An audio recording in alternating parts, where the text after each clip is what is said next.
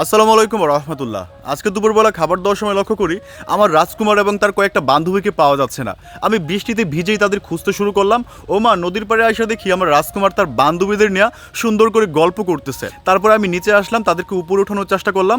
মহিলা হাঁস যেগুলো সেগুলো সুন্দর করে উপরে উঠে গেছে, কিন্তু অসময়ে আমার এই এন্ট্রি আমার রাজকুমার একদম পছন্দ করে নাই। সে এগ্রেসিভ হয়ে গেছে আমাকে হামলা করার জন্য। দেখেন, সে আমাকে কামড় দেওয়ার জন্য দৌড়াইতেছে, আমিও চোখ বন্ধ করে দৌড়তেছি, সেও আমার পিছন পিছন দৌড়তেছে। ভাই, তার পরবর্তীতে 1 থেকে 1.5 ঘন্টার মতো সে আমাকে যখন পাইছে তখনই হামলা করার জন্য আসছে। মানে আমার এই এন্ট্রি তার ভালো লাগে নাই। মূলত তারা নদীর পাড়ে আসার কারণটা কি একটু বলি। আপনারা সকলেই জানেন গত 2 দিন যাবত তাদেরকে গোসল করার পানি দিচ্ছে না, কারণ তাদের অসুস্থ হয়ে যাবে বলে। তারা মূলত নদীতে আসছিল গোসল করার জন্য। তো এটা ভেবে তারপর আমি যেই জায়গায় তারা গোসল করে সেই জায়গাটা পরিষ্কার পরিচ্ছন্ন করে অল্প একটু পানি দিলাম, তারা যাতে অল্প অল্প করে গোসল করতে পারে।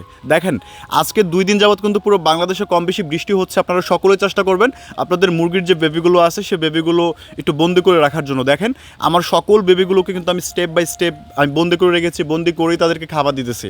আগামী শনিবার পর্যন্ত কিন্তু আবহাওয়াটা এরকম থাকতে পারে।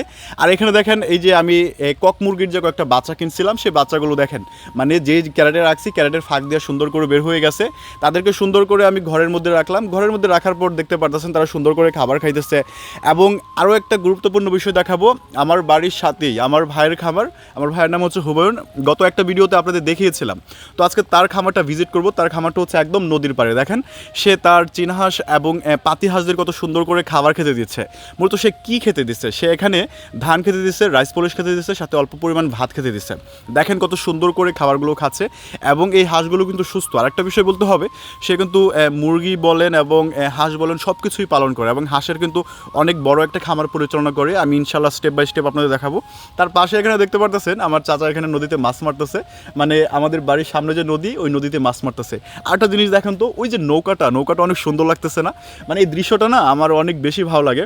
তো যাই হোক, এখন হচ্ছে তার পুরো যে খামারটা ভিজিট করে একটু আপনাদের দেখানোর চেষ্টা করব। তো আমি হেঁটে হেঁটে যখন তার খামারের ভিতরে প্রবেশ করলাম তখন দেখতে পাচ্ছেন অনেকগুলো পাতি হাঁসের বাচ্চা। এই হাঁসগুলো মূলত ও মাংসের জন্য পালন করে থাকে। প্রথম 2 মাসের মতো পালন করে তারপর মাংসর জন্য এগুলো বিক্রি করে দেয়। এবং চীনা হাঁসগুলো কিন্তু এভাবেই পালন করে থাকে। আসেন আরও একটা জিনিস দেখাই। গত 3 দিন আগে আপনাদের দেখিয়েছিলাম আমি কয়েকটা কক মুরগির বাচ্চা কিনছি। তো সেও কিন্তু কয়েকটা বাচ্চা কিনছিল। তার বাচ্চাগুলো দেখাই এবং তার সোনালী মুরগির খামার যেটা আছে সেটাও একটু আপনাদের দেখাবো। এই যে দেখেন, তার এখানে যে কক মুরগির বাবুগুলো কত সুন্দর দেখা যাচ্ছে। সে এভাবেই কিন্তু ব্রিডিং করেছে। প্রথম 2 দিন তাকে সাইড অর্ডার একটা বাল্ব দেওয়া তাপ দিছে। আর এখানে দেখতে পারতেছেন তার 500 সোনালী মুরগির একটা খাবার। SM তুরার নামে এক ভাই আমাকে একটা প্রশ্ন করেছিল, আমি যেভাবে পোষা প্রাণীগুলো পালন করি এগুলো দেখতে তার অনেক বেশি ভালো লাগে। তো উনি কিভাবে ছোট করে শুরু করতে পারে একটু পরামর্শ চাচ্ছিল। তো আমি যেটা বলবো, দেখেন আপনি অবশ্যই শুরু করবেন, কারণ প্যাটস অ্যান্ড অ্যানিমেল যারা পালন করে তারা কখনো লসের সম্মুখীন হয় না যদি তারা সঠিকভাবে পালন করতে পারে, অভিজ্ঞ ডাক্তারদের পরামর্শ নিয়ে পালন করতে পারে। এখন কথা হলো নতুনরা কিভাবে শুরু করবে। দেখেন, আপনি যদি মুরগির খামার করতে চান তাহলে আপনি 4টা দেশি মুরগি, একটা দেশি মোরগ দিয়ে আপনি খামার শুরু করতে পারেন। প্রথম 6 মাস আপনি দেখেন, 6 মাস দেখলেই কিন্তু আপনি বুঝতে পারবেন এই সেকশনের সাথে আপনি নিজেকে কতটা খাপ খাওয়ায় নিতে পারবেন। আপনি ঘর করবেন না, কোনোভাবেই নতুন অবস্থায় ঘর করবেন না।